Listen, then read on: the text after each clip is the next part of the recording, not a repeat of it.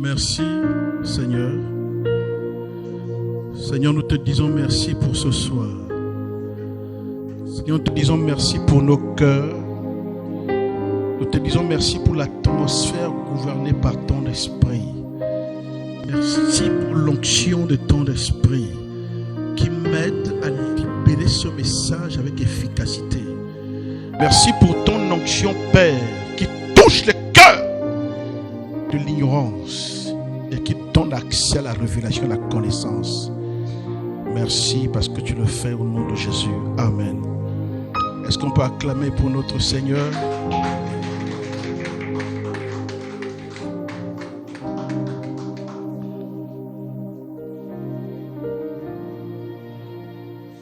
Alléluia.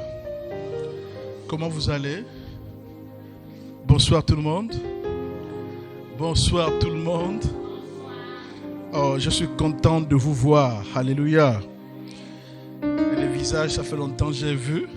Il y a des visages que je n'ai presque jamais vus en après-midi comme ça, en soirée. Alléluia. Ah, comme quelqu'un dit que quand tu n'es pas encore mort, il ne faut pas dire que tu n'as pas encore vu quelque chose. Parce que tant qu'on vit, il y a de l'espoir. Il y a de l'espoir. Tant qu'on vit, il y a de l'espoir. Alléluia. Alléluia. Ce soir, nous allons commencer.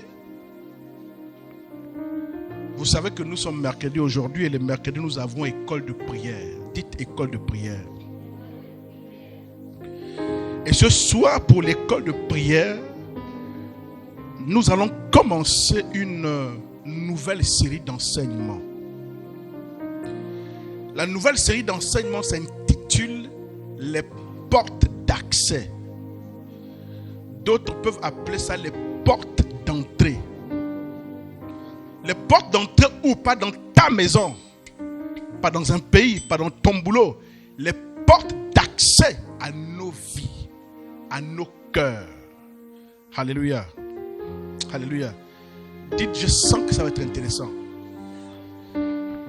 Mais je vous préviens, ça va aussi saigner. Parce que parfois, tu vas sentir qu'une partie de ta vie est exposée. Une partie de ton cœur est exposée. Alléluia. Alléluia. Dites, ça va saigner. Bon. Quand un pasteur dit ça va saigner, c'est comme s'il menace les brebis. Il dit non, non, on connaît notre pasteur n'est pas comme ça. Alléluia. Voilà. Nous allons parler de, comme je disais, c'est une série, les portes d'entrée ou les portes d'accès. Je sais que souvent nous parlons de portes d'entrée lorsqu'on parle de délivrance. Mais je dois appeler les portes d'accès qui donnent à nos vies, à notre existence. La première porte que j'aimerais qu'on étudie ce soir, je ne sais pas si on va finir d'étudier ce soir, peut-être qu'on va l'étudier sur plusieurs mercredis. C'est une porte qui nous concerne tous, moi y compris. Pendant que je préparais ce message, à un moment je m'arrêtais et je me posais la question, est-ce que je suis digne de prêcher ce message? Parce que parfois les choses que l'Esprit te montre, les choses que tu vois quand tu pars, tu dis, oh, ça là, je n'ai pas encore réussi à dépasser cette chose. Mais est-ce que je suis digne d'en parler aux autres? Alléluia. Tant mieux, la parole de ce soir donc va s'adresser à vous et va s'adresser à moi. Souvent vous avez l'impression que nous, quand on se tient debout pour vous prêcher, nous sommes comme des donneurs de leçons. Non. J'ai été choisi imparfait pour prêcher. Alléluia. Mais quand je prépare ce message, il s'adresse d'abord à moi avant que je vous l'apporte. Alléluia. Donc celui qui se tient ici n'est pas mieux que vous, n'est pas parfait. Alléluia. Parce que ce message, vraiment sur les portes d'accès, est un message fort. Chacun d'entre nous doit faire preuve d'humilité pour pouvoir s'ajuster. Alléluia.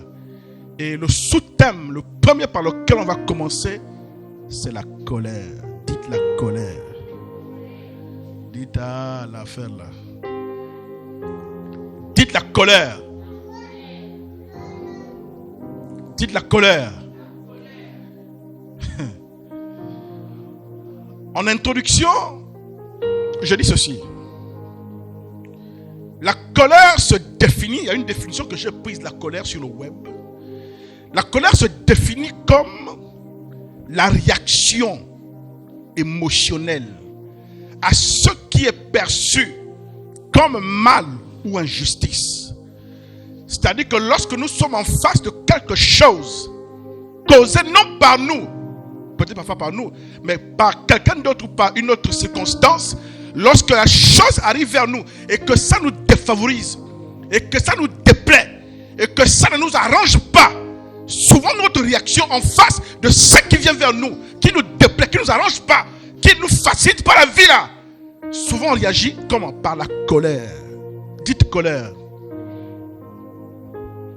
Il y a un autre dictionnaire de l'Académie française sur internet que j'ai vu qui définissait la colère comme étant une émotion violente, un sentiment de fureur provoqué par ce qui irrite ou ce qui contrecarre. Donc une circonstance qui amène les choses dans le sens qui ne t'arrange pas. Une circonstance qui amène les choses dans le sens qui te contrecarre, qui ne te favorise pas. Tu t'attendais peut-être à ce que les choses aillent dans tel sens vers la droite, mais les circonstances, la situation, la personne amène et oriente les choses dans le côté gauche. Oh, dis tu es contrecarré. Et en général, en face d'une circonstance comme ça, on réagit par la colère. Dis la colère. Ça, c'est la colère expliquée sur le point de vue humain. Mais du point de vue biblique, il y a ce qu'on appelle, écoutez bien, il y a ce qu'on appelle la sainte colère ou la colère divine. Cette colère s'oppose à la colère humaine.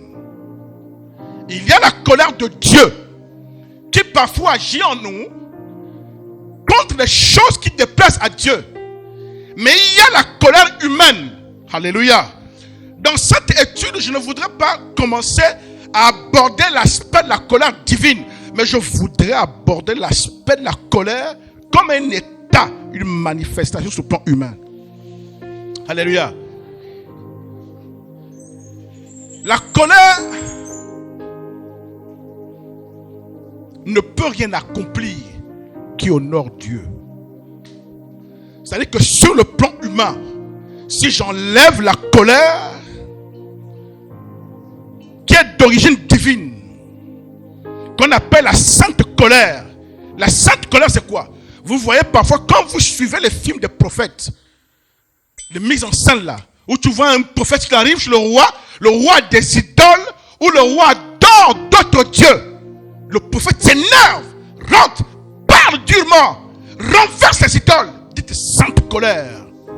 C'est-à-dire que la colère qui anime une personne contre le fait qu'on se détourne de Dieu.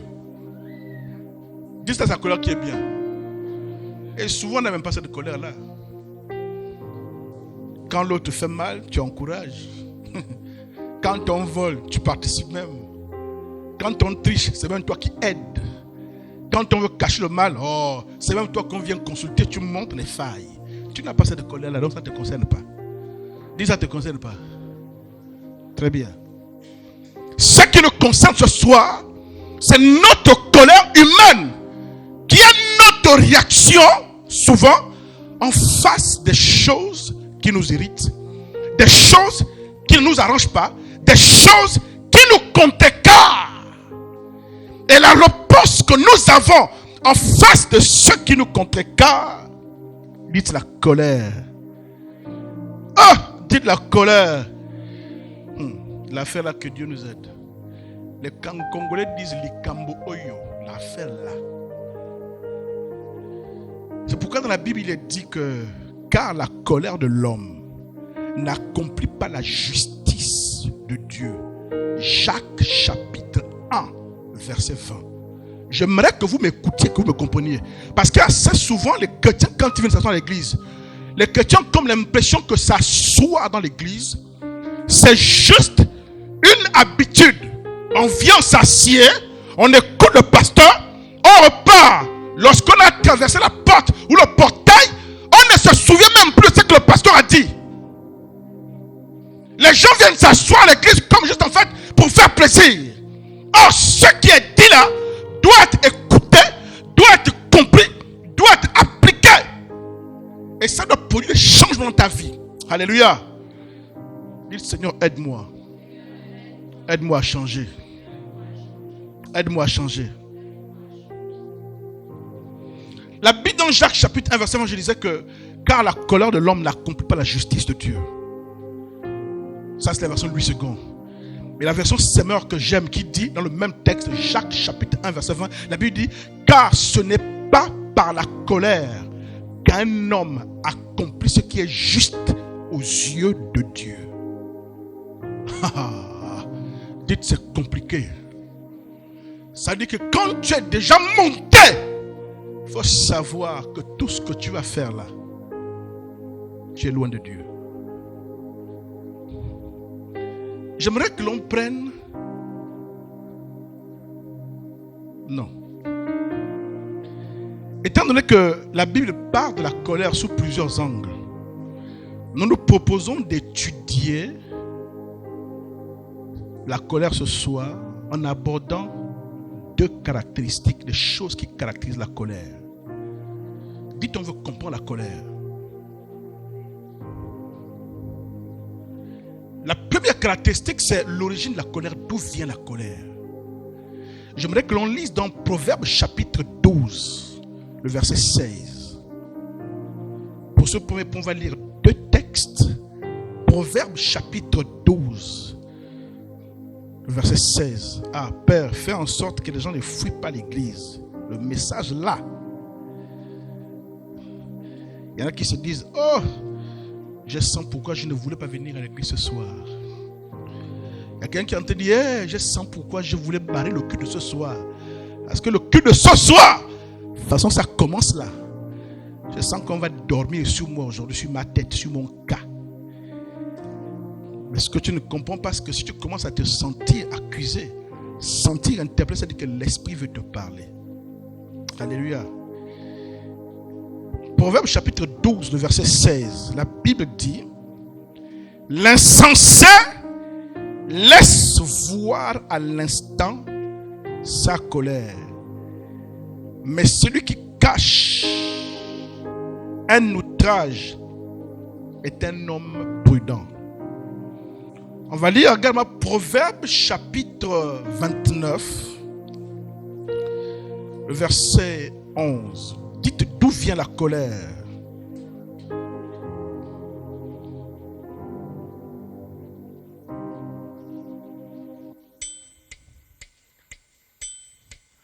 Proverbe chapitre 29, verset 11. La Bible dit, l'insensé met au dehors toute sa passion. Dit toute sa colère.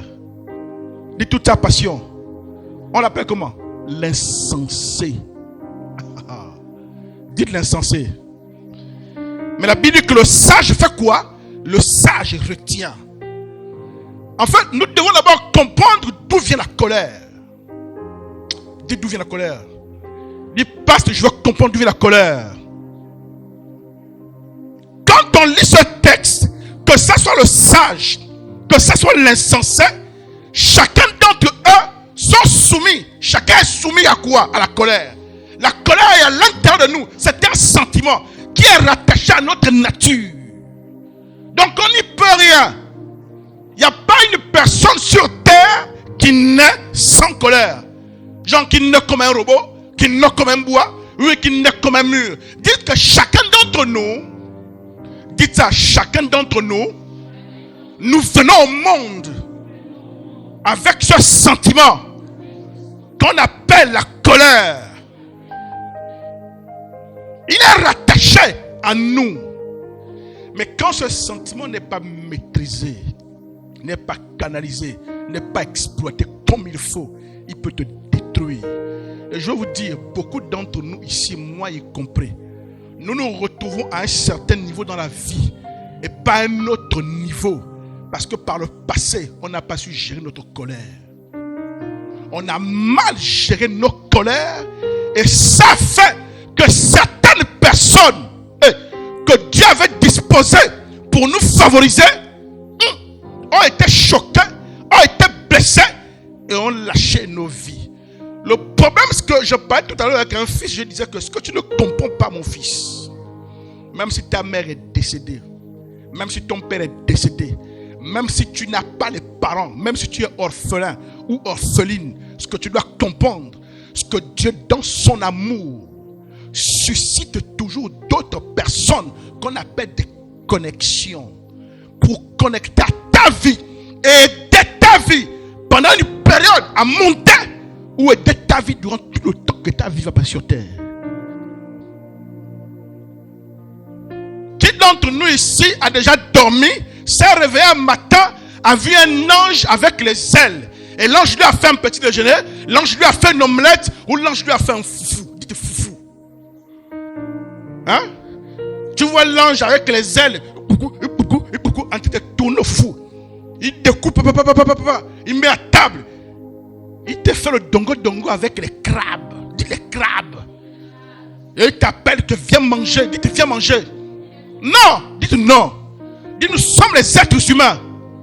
Non, on doit comprendre ce principe. Dites nous sommes les êtres humains.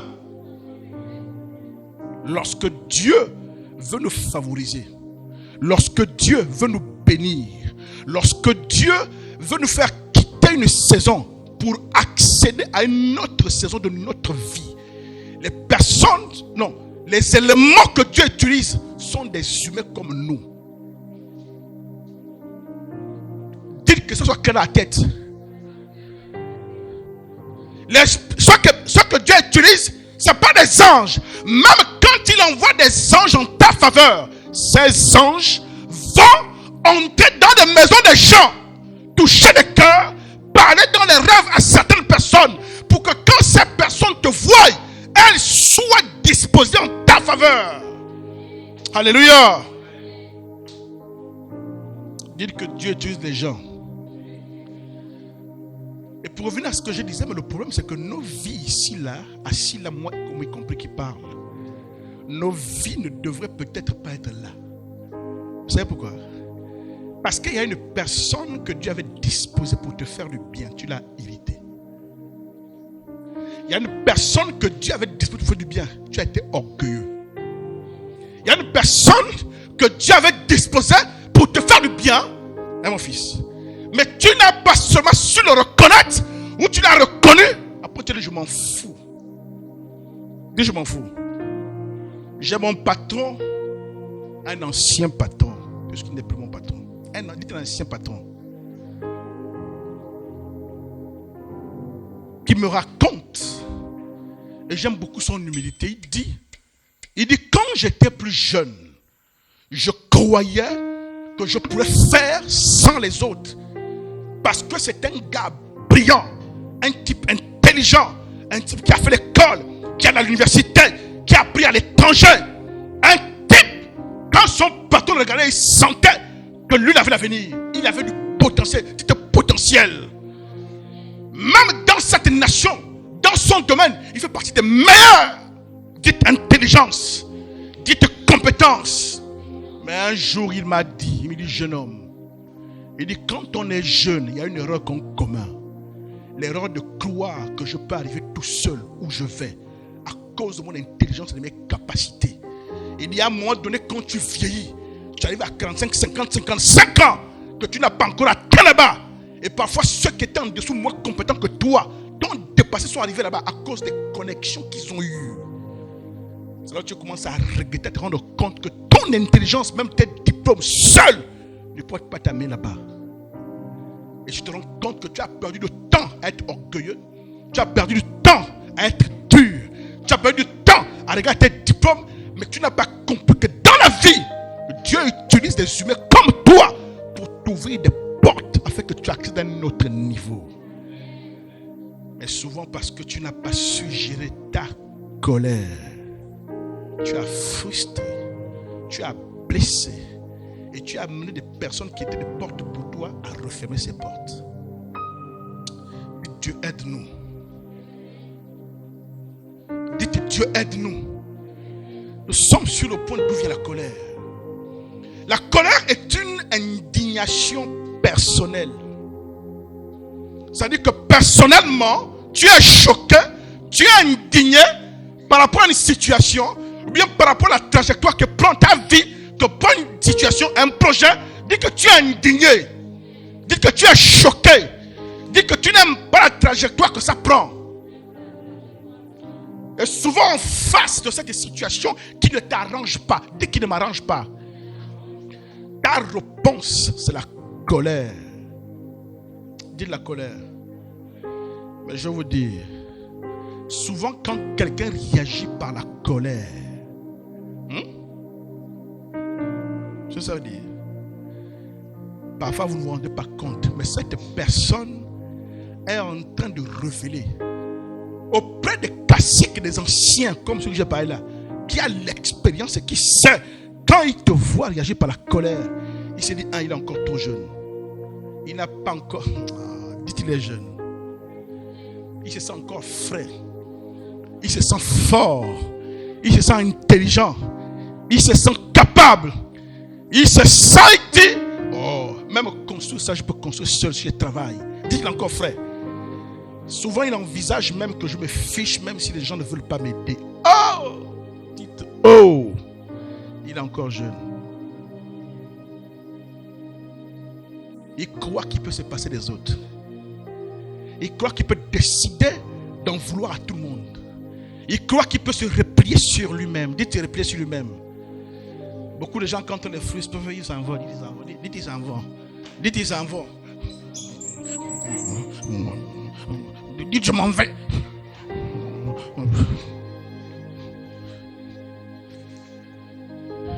Dites je m'en vais. Ils sont dans l'église.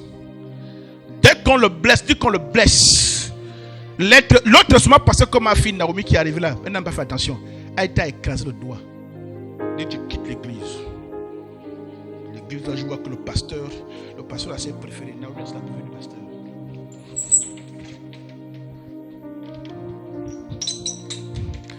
Dis je quitte l'église. Il y a certaines personnes qui ont quitté des quartiers. M. Bouma. Parce que ces personnes ont été frustrées, ont été blessées, ont été gênées. Non, dis je n'aime pas le voir. Dis elle m'énerve. Dis elle m'énerve. Dis je quitte le quartier. Parce que je n'ai pas envie de la voir. Je vais vous expliquer quelque chose. Il y a quelques années, là où je travaille, j'ai rencontré une jeune dame. Le Seigneur m'a appris cette leçon. Cette jeune dame, au début, quand je l'ai connue, pour une raison que j'ignore, certains événements ont fait que je ne l'appréciais pas beaucoup.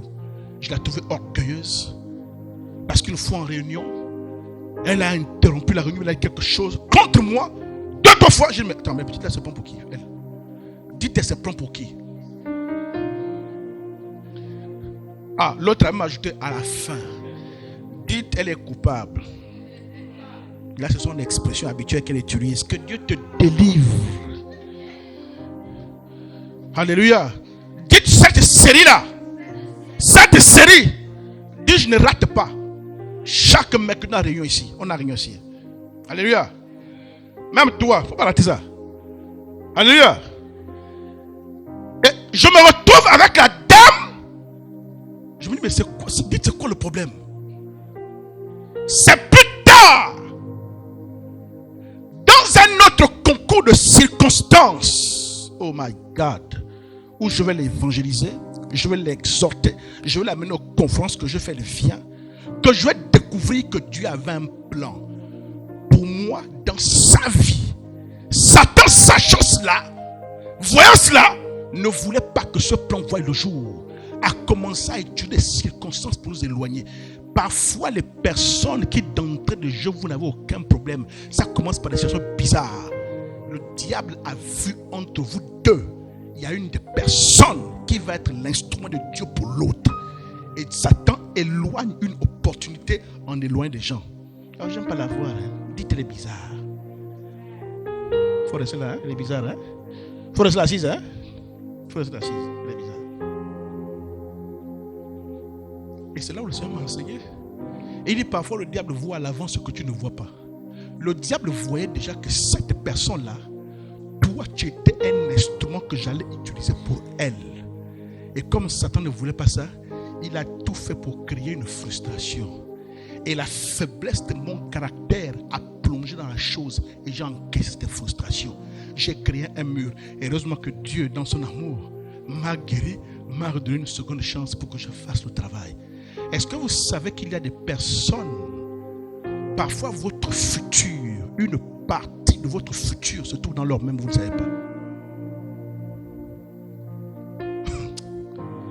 Vous jeûnez, je dis, certaines personnes détiennent en eux ou dans leurs mains une partie de votre futur. Elles-mêmes ne le savent pas, même vous, vous ne le savez pas. Dites, la vie est compliquée. Hein? Je vous dis, dites, la vie est compliquée. Hein? Une personne, peut-être même un chicard, dites chicard. Un gars qui se balade en caleçon, qui se balade, que tu négliges, que tu méprises. Mais tu ne sais pas qu'il y a une phase de ton futur qui est rattachée à cette personne. Je te dis, la façon que tu vas le traiter, il a peut-être un parent haut placé quelque part ou bien qui est quelque part.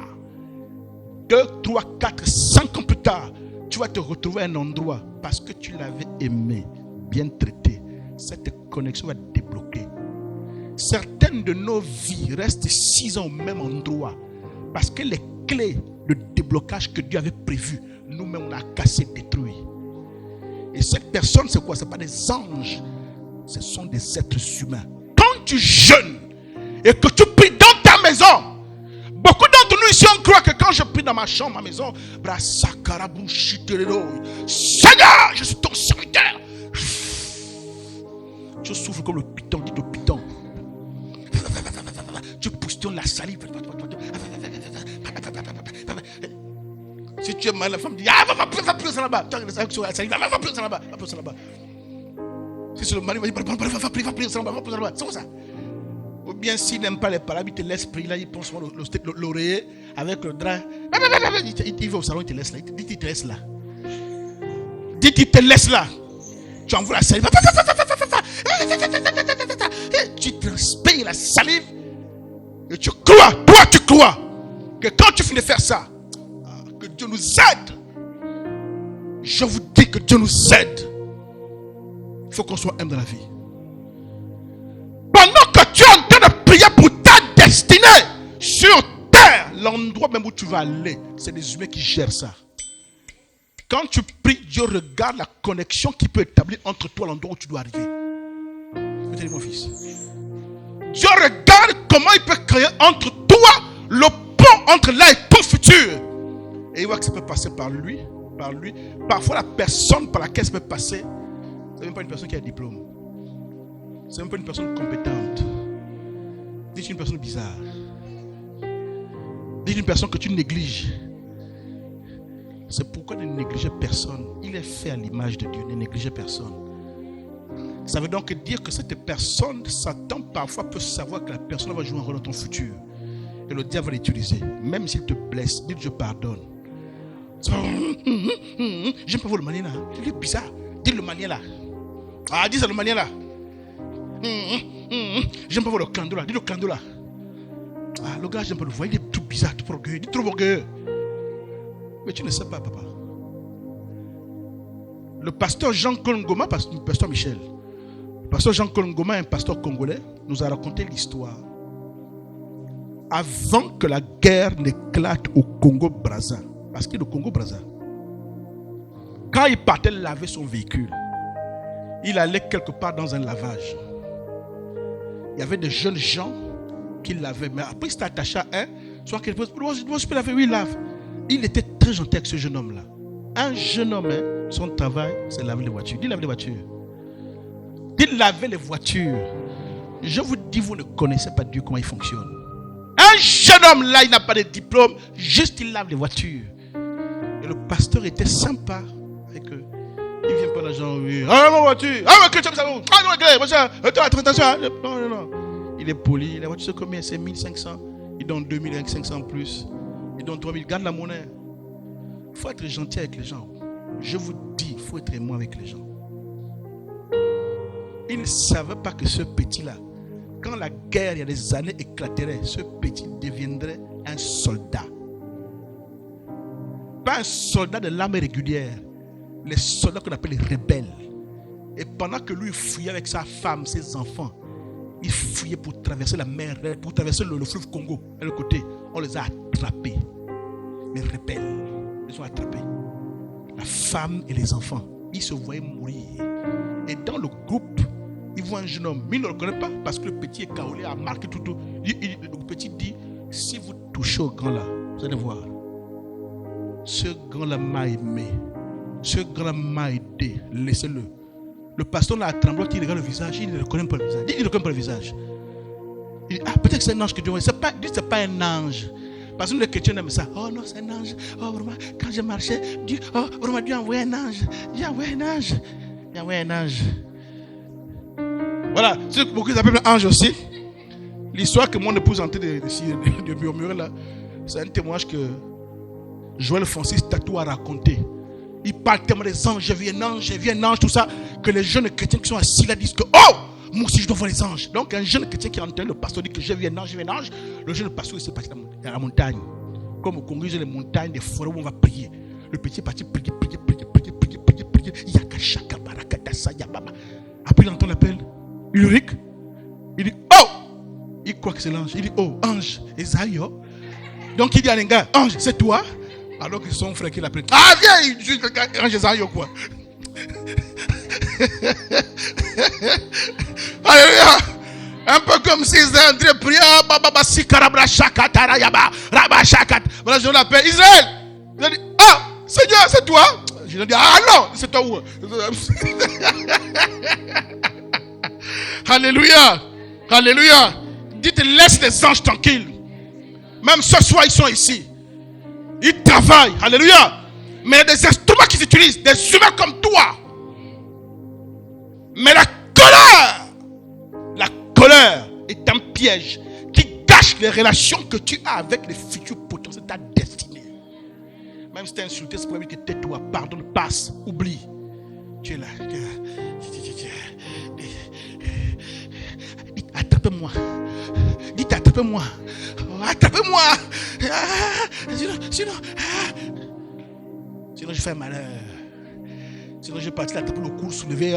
Laisse, vraiment c'est chrétien. Laisse. Dites laisse.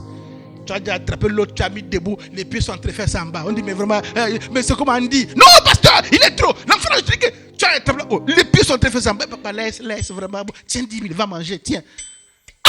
Dites Dites les personnes que je vois là. Je ne sais pas. Mais l'une d'elles peut être la clé de mon futur. Les prières qu'on fait quand on jeûne, on fait des prières, on fait des retraites spirituelles. Dieu t'a fait des promesses, des promesses. Pourquoi est-ce que les chrétiens ont beaucoup de promesses et il n'y a pas de manifestation? Parce que parfois les personnes qui sont les voies de la manifestation de ces promesses sont les personnes que nous on a frustrées, irritées, poussées et chassées. Dites que Dieu nous aide. D'où vient la colère? De l'indignation personnelle, du manque d'informations suffisantes pour comprendre. D'où vient la colère?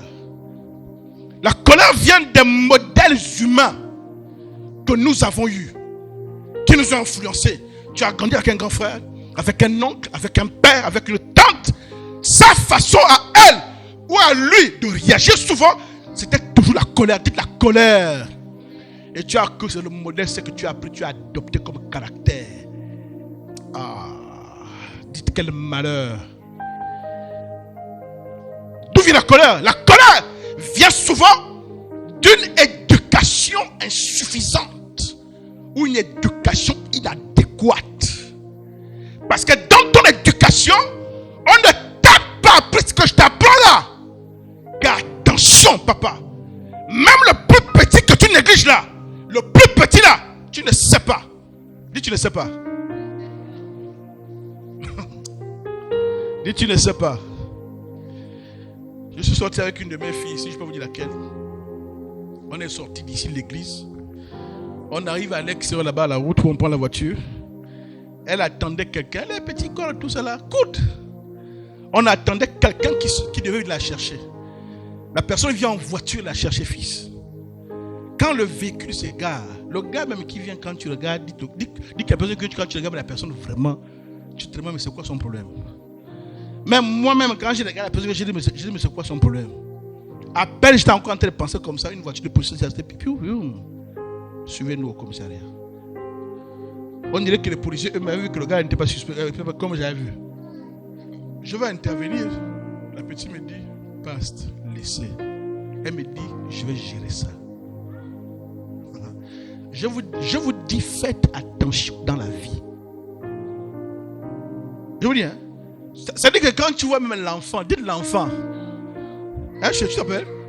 Tu dis, c'est elle qui va gérer le dossier là, elle va gérer ça comme avec quelle force, papa.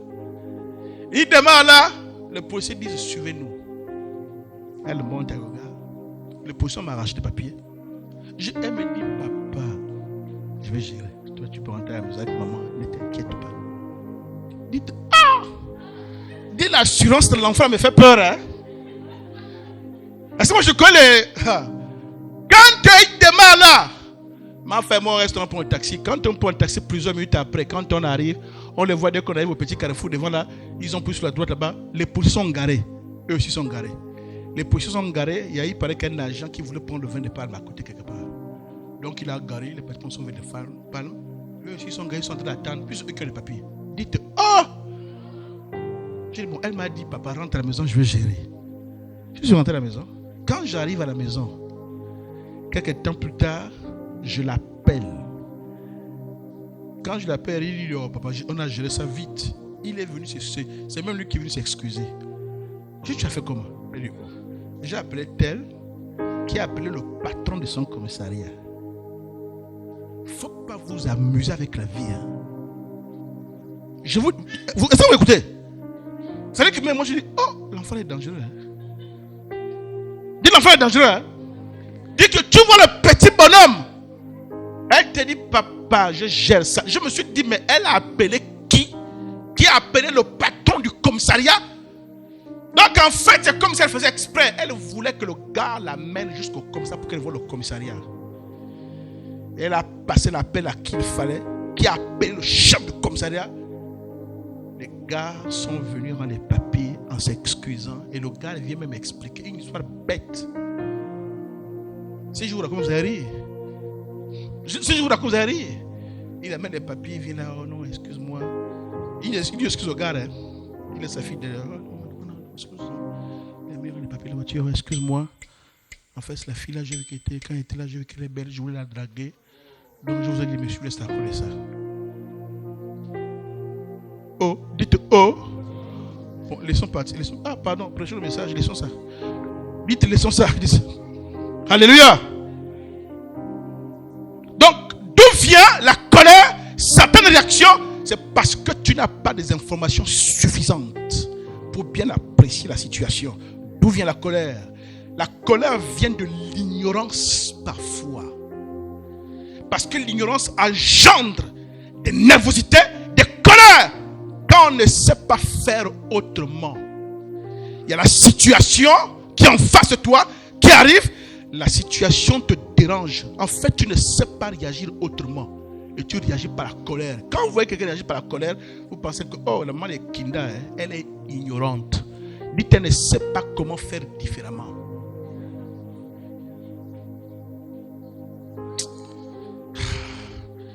Elle croit que c'est comme ça qu'elle va avoir la solution. La plupart d'entre nous, moi y compris, quand on s'est fâché, par rapport à des situations, on s'est fâché, vrai ou faux? Mais après, qu'est-ce qui s'est passé? C'est pas on a regretté. On ne dit pas à la personne, mais seul on regrette. J'ai un fils. Il travaillait quelque part, très bien payé. Hein, dans une structure internationale, bien payé. Il avait des bonnes partout. Au point même qu'il a, depuis la structure où il était, il a lancé sa propre structure. Ça marchait, ça prenait bien. Et il a eu une incompréhension, un truc avec son patron. Un truc qui peut laisser passer. prouver à son patron qu'il était garçon, il démissionne. C'est de la colère. La colère va vous faire des trucs stupides parce que tu n'as pas assez d'informations, tu ne sais pas. La colère va te faire prendre des décisions, va te faire des choix, va te faire prendre des virages sans apprécier, apaiser ou analyser. Le gars dit, je vais lui montrer que je suis un garçon. C'est lui qui m'a engagé jusqu'à l'âge là. Il va passer mes pères, il à quoi? Je vais lui montrer ce garçon. Il a dit de démissionner. Plusieurs années plus tard, sa structure n'a pas pu décoller. Un jour, on se retrouve chez moi à la maison en train de manger. Il est triste. Il me dit, je regrette ce que j'ai fait. Il me dit, je regrette ce que j'ai fait. Il se rend compte que s'il savait ce qu'il sait maintenant, il n'aurait pas fait ça. Je connais un autre frère aussi qui a démissionné comme ça et qui est parti se retrouver au chômage avec la femme et les enfants, pensant qu'il veut monter. Il a tout l'argent qu'il avait eu en partant. Il a essayé de faire des affaires, il a fait tout partout jusqu'à des années sont passées. Tout l'argent est tombé, il est au même niveau, il n'a même pas de maison. Il était kinda pour lui. C'est ce qu'il a fait. En priant, Dieu lui a dit, repars demander pardon à ton patron. Parce que tu as quitté, c'est pas moi qui t'ai quitté. La colère, vous n'avez pas idée. C'est que la colère peut te faire faire. Et souvent, il y a ton ignorance derrière. Tu crois que tu peux. Tu crois que oui, si. Tu n'as même pas l'information. Tu crois que. Dis tu crois que. Dis tu crois que. Et parce que tu crois que tu n'agis pas la colère. Et quand il faut manger le fruit de la colère, papa, ça tu t'es assis, tu te rends compte que, oh Dieu, faites attention à vous avec la colère. Hein. Est-ce que vous m'entendez? Je vous dis, faites attention avec la colère. Soyez humble. Ça ne vous tue pas, soyez humble. Il y a des moments dans la vie, tu es en face de quelqu'un, tu sais, reconnais que je n'ai pas encore assez de force. Tais-toi, humilie-toi. Accepte qu'on te parle mal. Accepte qu'on te réprimande. Accepte qu'on te sanctionne. Accepte qu'on t'accuse. Tu sens que non, tu sais que j'ai besoin de lui. Dis que j'ai besoin. Il faut accepter ça. Ce n'est pas la faiblesse, c'est la grandeur. Alléluia. Dis que ce n'est pas la faiblesse, c'est la grandeur.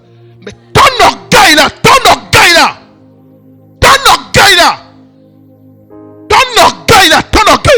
quand tu regardes le niveau où tu es dans la vie, pendant que je pas, tu es assise, tu regardes derrière toi, tu vois des opportunités que tu as manquées par orgueil. Parce que tu veux montrer à quelqu'un que tu t'en fous.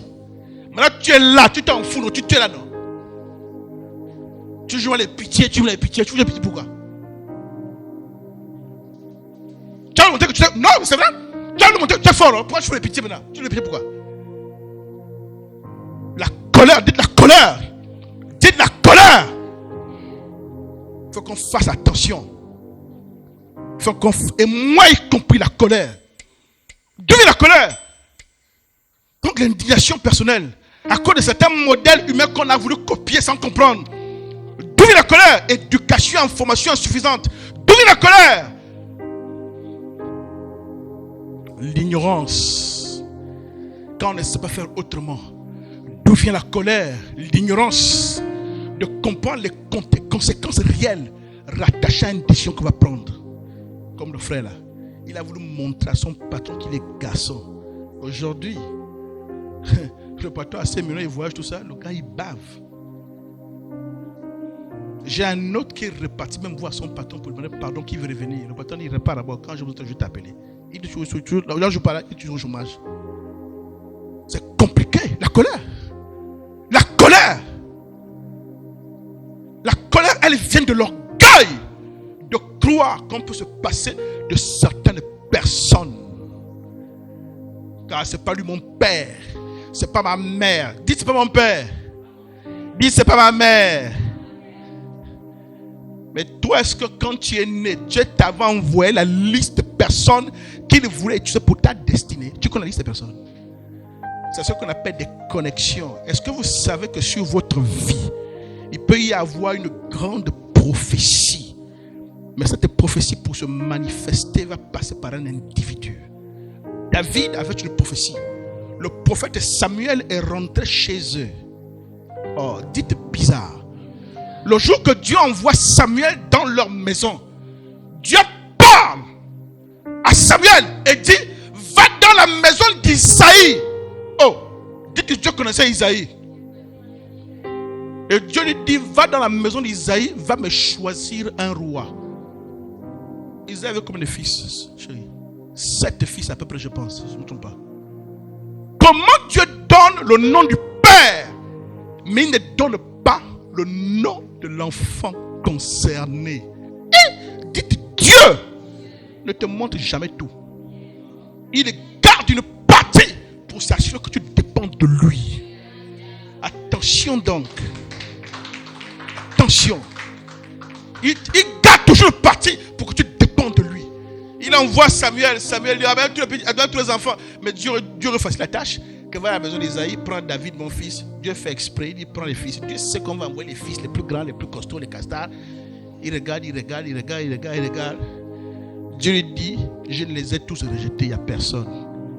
Samuel est dérangé dans l'esprit, il ne sent pas le truc prophétique, qu'il n'y a personne ici. Il demande à Isaïe, mais tu n'as pas un autre fils? Dites bizarre. Ça, c'est quel parent aussi? Tu as des enfants qui sont en Ndouma, Kango, à Bifoun. Papa Olikidi qui vient chez toi. Tous tes hommes, tes femmes, amène-les. Tu laisses l'enfant à Bifoun. Dites, c'est pas bizarre ça? C'est pas la nuit, tu appelles l'enfant. Que demain, la première heure, demain. Si tu n'as même pas le billet, tu vas voir Diallo, prête-moi 20 000, papa, prête-moi 20 000. Alléluia! Peut-être que son dernier collègue va prendre, il va faire des études. Vrai ou faux? Maintenant, tu prends Junior, tu prends les grands. Le petit là, tu laisses.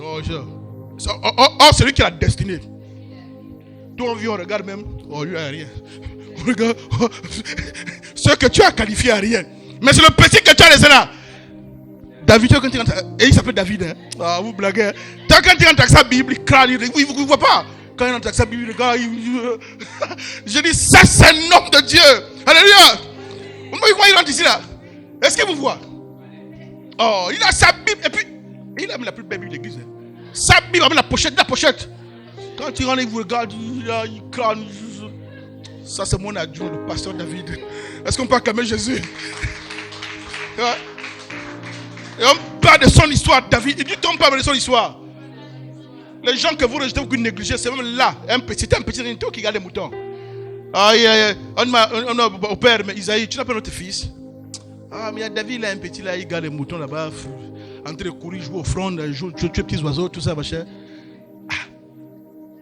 En train de garder les moutons, oui. Ah, quand on se déplace, dès que le voit, oh my God, le prophétique s'aligne. Le prophète dit c'est lui. Tous les autres sont dépassés, ils sont dépassés. Comment c'est lui? Il n'a même pas l'âge. Vous n'avez pas remarqué que quand la guerre contre Goliath a commencé, ses frères étaient partis dans l'armée, non? Lui était resté.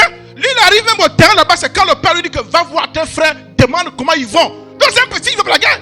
Quand il vient même pour demander comment ils vont, on dit qu'à toi on compte ta malice. Oh, c'est lui qui a la solution au problème. Dis, c'est lui qui a la solution au problème.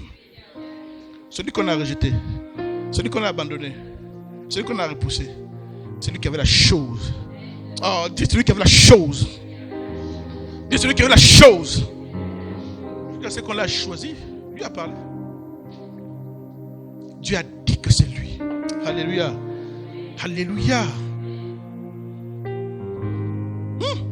Elles viennent de l'orgueil de croire qu'on peut se passer de certaines personnes. Le colérique est ignorant et ne voit pas les conséquences de sa colère parce qu'il est trop insensé pour se rendre compte. C'est pourquoi tu vas te rendre compte quand tu vas voir quelqu'un qui a dépassé 55 ans. Il est là humble, triste. Il a des enfants, il les garde. Quand le voisin suite, il repousse de bonne relation. Mais on te dit que le papa là, quand il était jeune, il était dur. Il dit qu'il était coriace. Il dit qu'il aimait les bagarres. Il a son frère qui est gendarme, il a une relation à la police. Il faisait peur à tout le monde. Mais là, il a vieilli, le papa devient sage. Il vous conseille. Vous savez pourquoi? La vie l'a enseigné. Malgré son audace, son courage, il n'a pas dépassé la vie au niveau qu'il voulait dépasser. Et il s'est rendu compte que tout ce qu'il avait comme courage ne suffisait pas. Il faut des relations, de bonnes relations avec les gens. Que sa colère a détruit. Les femmes, faites attention. Tu l'insultes, tu le déshabilles, tu le réhabilles, tu installes, tu mets les pinces. Ils soignent ta tcho. Vous rien. Dites, n'insultez pas. Oh, il ne veut pas de toi. C'est pas grave. Vous avez déjà les enfants. C'est leur père. Dites, c'est leur père. Tu vas commencer à évanger les enfants. Tu n'as pas de père. Ton père est mort. C'est vrai, ton père est mort. Tu n'as pas de père. Ah! Tu as évangé l'enfant que ton père est mort. Comment? Dites, le père est mort. L'enfant me dépasse. Oh, papa est mort. Oui, tu n'as pas de père. Il est mort. Oh! On dit, oh! Dites, oh!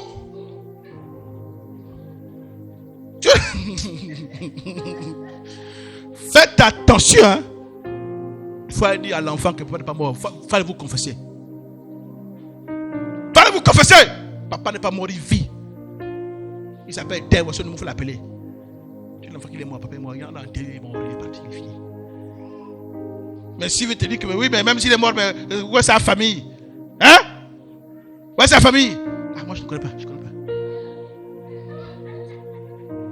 Que Dieu te délivre. Voilà, c'est ça qu'on parle là, tu vois. Voilà ceux qui vont sortir d'ici, qui ne vont pas se repentir. Alléluia. Je vous parle des choses sérieuses. Nos vies, parfois, restent au même endroit. Ne décolle pas. À cause des choses que je vous parle là. Dites la colère. Elle vient de toutes les causes que je dis là. Tu ne comprends pas que Dieu utilise les gens comme toi de vis-à-vis pour te favoriser. Tu es là. Dis, tu es là.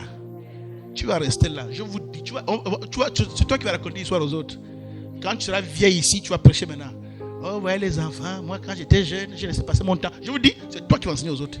Reste assis là. Il faut rester assis là. C'est toi qui vas enseigner aux jeunes. C'est toi qui vas enseigner aux autres. Maintenant, si tu fouilles l'église, on va te chercher. Tu changes de quartier, on ouvre l'église dans ton quartier où tu es parti là-bas. On dit, oh, le pasteur, c'est quoi le problème? Tu vas à l'intérieur du pays, j'envoie un pasteur. Bouma, oui, passe. Allez, va, tu me la passer à l'embarras. Un jour, tu arrives au marché, tu vois Bouma avec le mégaphone en train de prêcher. Alléluia! Oh, toi, tu aimerais ici. Oui, le pasteur m'a dit, t'es sûr, tu viens ici. Il faut que tu te. Et on dit, on prie pam, on t'affecte ma France et ville, allez. Tu vas prêcher là-bas. Un jeu dehors. Quand on suit le message, on lit pas le téléphone. On suit le message. Alléluia. Dites que Dieu nous aide. Dites que Dieu nous aide. Et c'est comme ça que parfois nous prions. Nous croyons que Dieu nous a abandonnés. Mais tu penses que Dieu passe par quoi? Dieu passe par quoi pour te positionner? Je vous prends le cas de David. Sur la vie de David, quand Samuel a une prophétie sur sa vie, qui va devenir le futur roi. Mais tu sais comment il devient roi? Ça passe par une personne. C'est Dieu qui prophétise par un grand prophète Samuel. Mais à l'époque, il y a un roi qui est au pouvoir, Saül. Et Saül a un fils qu'on appelle comment? Jonathan. Quand David vient dans la maison de Saül, la Bible dit l'âme de Jonathan, le cœur de Jonathan s'attache au cœur de David jusqu'à ce qu'il y a à David un jour, prophétie, que je gouvernerai à ma place. Parce que celui qui est promu au trône, c'est Jonathan, le fils du roi, le prince. Mais il dit à David, le fils d'un villageois là-bas qu'on ne connaît même pas. Il garde les moutons, un gars qui sont nulle part. Il dit non, c'est toi qui deviens roi. Il va donner quoi à David? Il va donner à David son épée, son manteau, sa ceinture, les accessoires de la royauté. Il transfère à David. C'est pour que tu comprennes que dans ta vie, tu peux avoir une prophétie. Mais il y a des personnes qui ont les attributs pour te faire ta prophétie. Donc tu te sens belle. Dis, je me sens belle. Surtout vous les femmes. Les cheveux. Dis, je me sens belle. Dis, je me sens belle. Dis, tu parles, je me sens très belle. Hein? Tu te sens belle? Oh, je dis, je suis grande de taille. Dis, j'ai les mensurations. Dis, j'ai les formes. Ah, voilà. L'autre ajoute, et les courbes. Dis, les formes et les courbes. Très bien. Quand la courbe va se décourber, tu sauras. Quand tu vas trop manger le niemoué et que la courbe va se décourber, je vous dis que la courbe va se décourber, ah, tu sauras. Hein? J'ai les formes, j'ai les machins, j'ai les ceci. Dites, il faut rester tranquille. Dites, il faut rester tranquille. Dites, soyons humbles. Alléluia. Alléluia.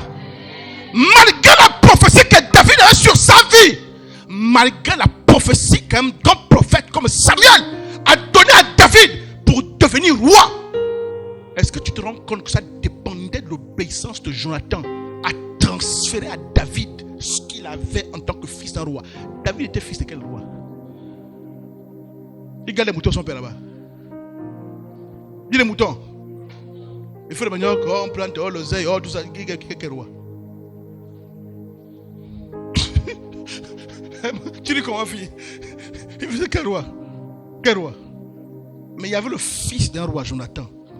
La sagesse de Dieu, c'était la connexion entre David et Jonathan pour que Jonathan enlève et transfère à David. Est-ce que vous savez que vos vies sont bloquées là parce que le niveau où tu dois aller, l'équipement, tu dois recevoir d'une personne que tu as frustré, que tu as méprisé, que tu as rejeté. À cause de la, dites Seigneur, pardonne-moi. La plus grande bêtise, excusez-moi, je veux dire ça. J'ai envie de dire un mot plus fort, mais je dis la bêtise. Dites, je suis comme ça. Il faut m'accepter. Dites, il ne faut pas me juger. On dit, pourquoi tu ne parles pas? Tu te sens coupable. Tu te sens coupable. Tu es dans le mur, tu réfléchis à ta vie ou quoi? Dites, je suis comme ça. 10 ans dans l'église, tu ne fais pas un travail sur ta bouche. Ta bouche là. Amédo. Ta bouche là. La bouche pèse même. La bouche pèse même. Dites, il y a quel autre dire. Dites, la bouche pèse même. Dites, la bouche pèse même. Mais je vous dis, ce sont vos bouches là qui livrent vos vies. C'est pas un sorcier. Dites la bouche. Dites la bouche. Sur le plan spirituel, ce monde, ta bouche, c'est peut-être comme la porte là. Ça, c'est la bouche de qui? Mon Dieu, il va avec qui? Dites, il va avec qui? Mon viens, c'est la bouche. Les insultes, les mépris, tout ça. Les piafs, bébé, ça va. Dis que moi, c'est la louange. Ouais, tu as un sourire. Le bébé, c'est l'élégance, la pureté, elle sourit. Mais faut pas suivre l'exemple de maman. Hein? Faut faire comme maman. Ouais, tu as ri même, c'est moque de maman. Ça veut dire que quand maman s'est fâchée, le bébé a dit que non, papa dit qu'il faut comme ça. Alléluia. Dis, je refuse la colère. Je refuse la colère. Hein? Pour insulter les gens, papa. Comment on a parlé là? Tu ne sais pas. Tu es encore jeune. Tu ne sais. Dites tu ne sais pas ton futur. C'est caché entre les mains de qui? Parfois, c'est même pas ton père. Parfois, c'est pas ta mère. Parfois, ça peut être un grand du quartier. Il a, tu te vois en culotte là, il sort là, pas bouche. Il va, il achète son pain, il va boire. Tu es un jeune au quartier. Tu ne sais pas que c'est lui. Il connaît une personne quelque part. Un jour, Dieu va organiser une circonstance où tu es dans un bureau. Le gars en question débarque. Tu te rends compte que là où tu viens de déposer le dossier, le type qui arrive là, que tu vois sur le quartier, c'est le frère de celui qui donne le dossier. Dis son frère. Et ce qu'il va dire à son frère à ton sujet va déterminer si on te prend ou on te garde. Ça, tu fais seulement d'être gentil maintenant. Bonjour grand. Il va dire, oh, lui là, mais ça a eu déjà depuis quand? Hein? Je dis, quand vous êtes au quartier, vous êtes comme des commandos. Vous battez en groupe comme des gangs. Dis des gangs. Dis même pas bonjour aux gens. Pas bonjour. Hein? On t'a approché ça. Des fois, hein? Vous deux là, vous approchez ça? Tu t'as approché ça, non? Chaque fois qu'il y a des erreurs, chaque fois quand quelqu'un te fait un reproche comme ça là, tu ne sais pas que c'est Dieu qui te parle par lui. Il y a un gars qui t'a approché ça, non? Que toi tu es au quartier, tu me vois, tu me dis bonjour. Quand tu entends un reproche comme ça, c'est un reproche que Dieu permet. Ça va sauver ta vie dans le futur, tu ne sais pas. Tu es au quartier des grands que tu connais. Tu viens tu l'as vu. Tu passes, tu dis pas bonjour, pourquoi? Tu as vu celui-là, tu l'as vu. Tu passes au quartier, ceux que tu vois sont tes grandes soeurs. Tu le vois, tu dis pas bonjour, pourquoi?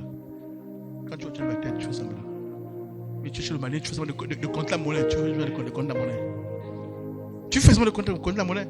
Et un jour, tu vas venir déposer un dossier et tu arrives, c'est elle qui est assise. Hein.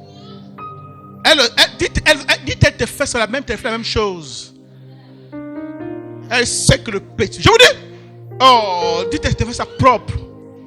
Elle sait que le petit là ne me salait jamais au quartier. Donc quand tu arrives là aussi, elle t'ignore, elle ne te connaît pas. Quand tu parles, non, je suis occupé, s'il vous plaît, attendez dehors. Elle dit, attendez dehors, c'est vous dehors là-bas, couloir, c'est vous là-bas. Elle te suit même. Oui, c'est vous dehors. Quand tu sors, elle fait quoi elle fait. Pour que tu comprennes. Tu dis, oh, tu as le petit dessus, le flotte. Bébé, papa. Tu veux le petit dessus, je vous dis. Alléluia. Nous ne savons pas, quand Dieu vient toujours dans une forme humaine. Et quand on grandissait, on nous a raconté cette histoire, vous vous souvenez?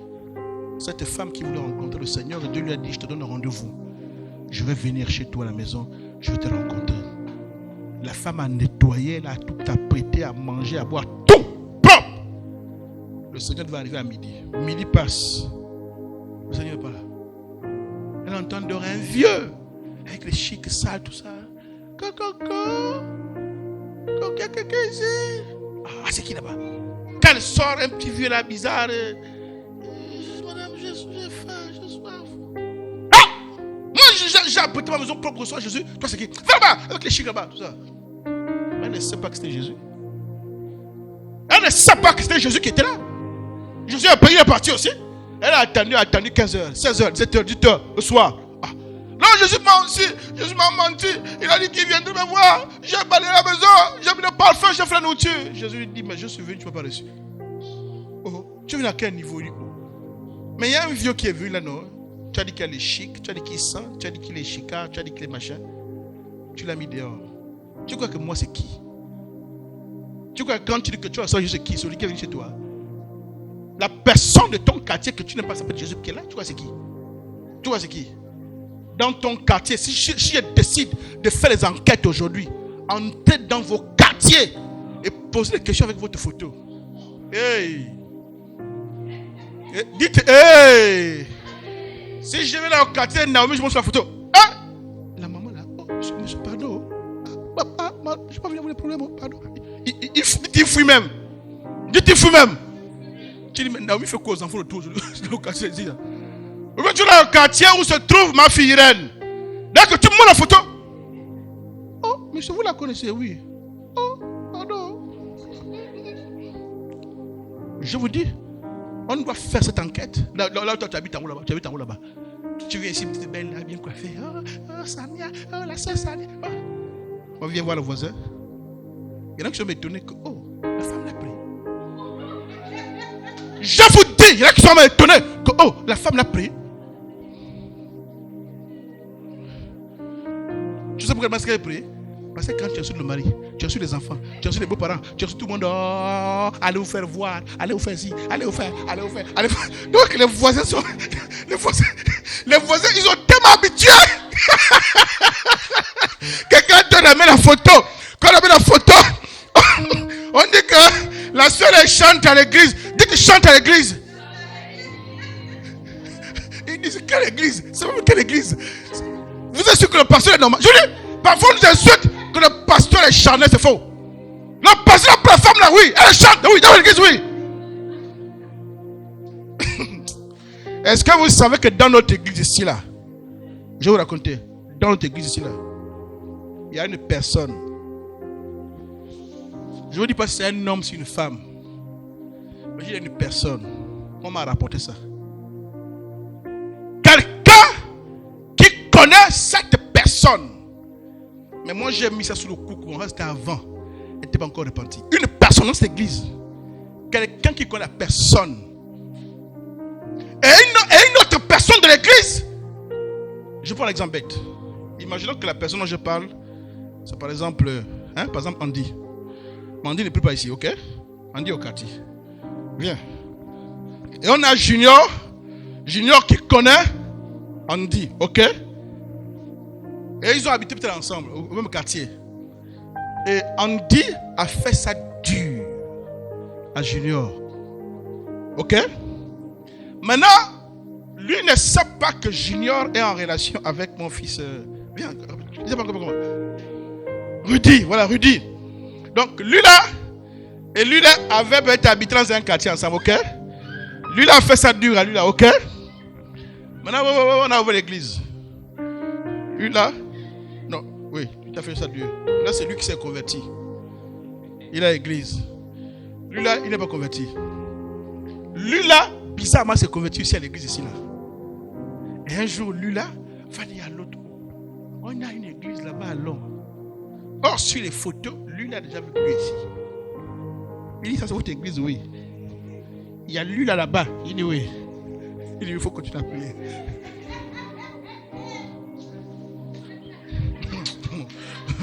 Asseyez-vous, asseyez-vous. Je vous dis, il dit que ça c'est votre église, oui. Il a vu les photos, il dit oui. Que Dieu nous aide. Et que Dieu nous pardonne. Prions, prions, prions. Seigneur, je te demande pardon, Père. Seigneur, je te demande pardon pour toutes les personnes que j'ai éloignées. Pour toutes les personnes que j'ai éloignées.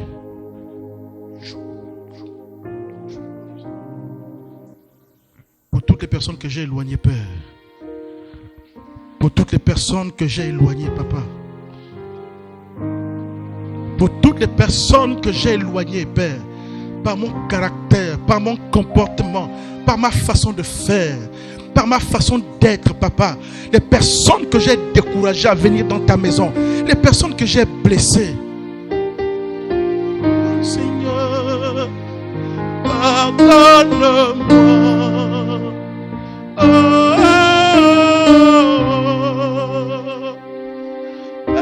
Pardonne-moi, Seigneur. Pardonne-moi, Seigneur. Pardonne-moi, Seigneur. Pardonne-moi.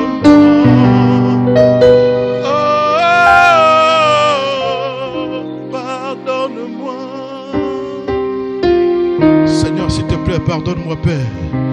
Au lieu d'être un instrument par lequel les âmes viennent dans ta maison, j'ai été l'instrument qui a éloigné les âmes de ta maison.